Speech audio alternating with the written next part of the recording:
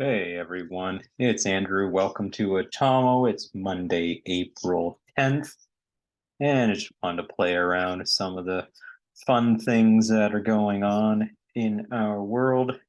We have, there's a little thing going around with Sylvester Stallone calling out the kind of cancel pronoun woke ideology culture. I'll put this one into the description so you can have a look at it. I believe it's from a show called the Tulsa King. I don't watch too much of this broadcast TV, so I just pick up whatever memes that are floating around. So I'll throw that in there for you. What I really want to look at is, the changes that are going on. Let's bring it up here to. All right. Yes. Remember, yeah, the our dancing queen, the Finland prime minister, out partying it up, yucking it up, saying, Putin, let's go. Bad, bad Putin. Well, yeah, so we had what's that? Horseface Dern in New Zealand out.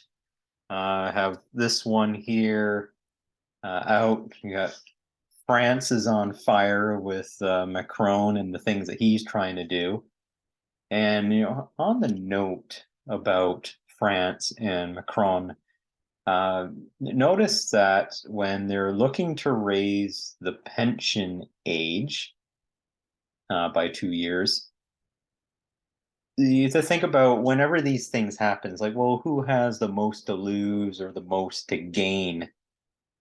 Well, because pensions require significant amount of yield in order to pay the stuff out, and with a zero bound interest rate, it doesn't help the saving class that much.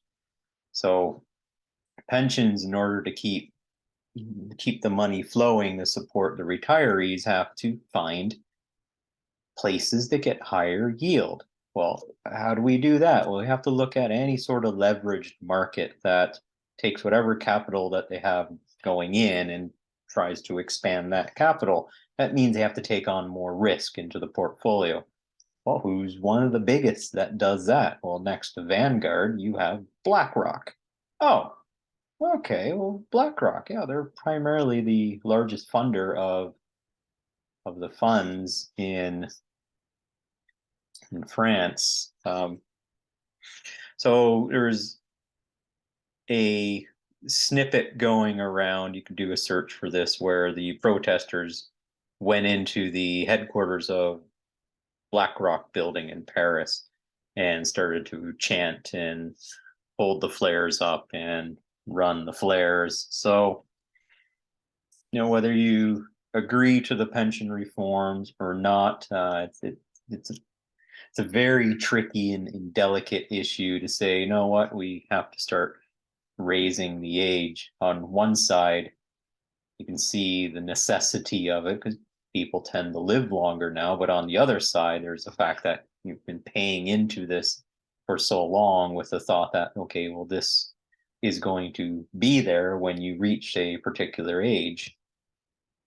And if you're taking money from the people to throw into pensions, because a lot of times we don't get the choice of opting out of these pensions. Like I would like just to take the money. I can invest it myself, and I've been quite successful at that. But a lot of times we get stuck with these, especially the governmental one in Canada. We have the Canadian pension plan, and they're going kind of woke with the ESG stuff. So that's a big warning.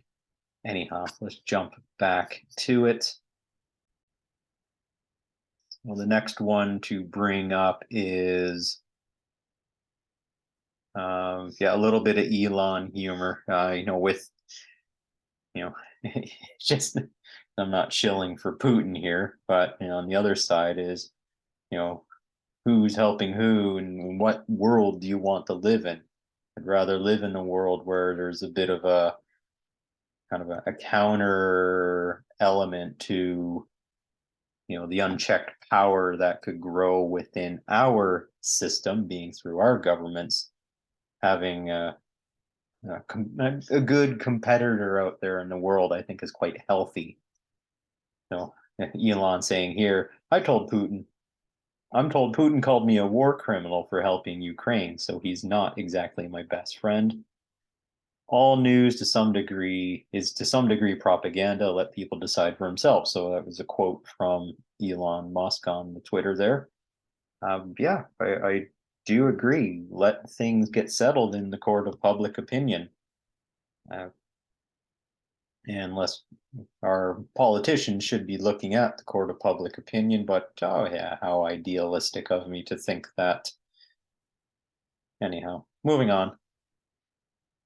Here's one here. Oh yeah, Ursula van der Leyen reduced to cattle class. So she's exiting from China, and usually you'll give heads of state a particular line to go through. Actually, more it's like a very, very private area where they can check in. Yes, they have their gate agents and all that there, but the typical chattel doesn't need to run through that area. You want to see what some of those areas look like, just go to one of the YouTubers, Sam Chui. He does Samchui. Believe he's Chinese or Hong Kong, Australian, living in Dubai now. He's quite the international man, and he he's an investment banker, and on his spare time, he likes to spend a buck, sometimes a really decent buck, and go on airplane rides and just vlogs about them. So he has a pretty big vlog following. Yes, some people poo-poo Sam. I like it. My son and I like watching his work, and he's built up like any YouTuber who's worked and worked and worked and worked at it, and then built up their following. So congratulations to him.